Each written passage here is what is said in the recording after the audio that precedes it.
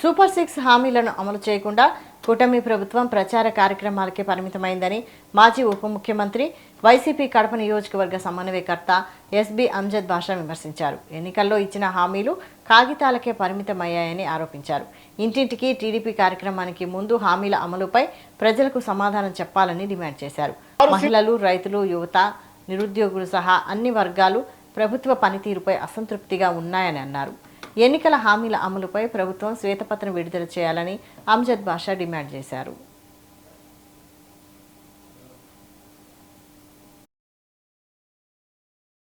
అని చెప్పి ఈ సందర్భంగా నేను అడుగుతున్నాను.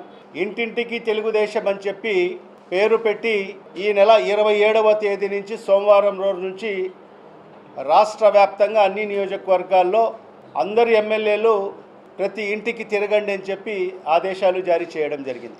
మరి ఇవాళ నేను ఒకటే ఈ మీడియా ముఖంగా ఈ రాష్ట్ర ముఖ్యమంత్రి గారికి ప్రశ్నిస్తున్నాను. మరి ఈ 26 మాసాలలో ఈ రాష్ట్ర ప్రజలకు మీరు ఒరగబెట్టింది ఏంటి? ఈ రాష్ట్ర ప్రజలకు మీరు ఎన్నికల ముందు ఇచ్చిన హామీలు ఏ మేరకు నెరవేర్చారు?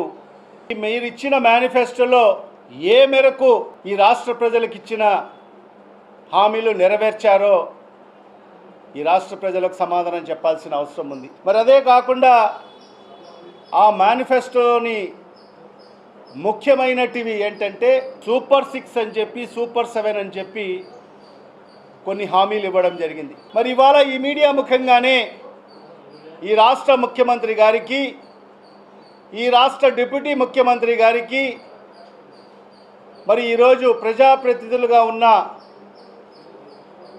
శాసనసభ్యులకు, మంత్రులకు అందరికీ నేను ఒకటే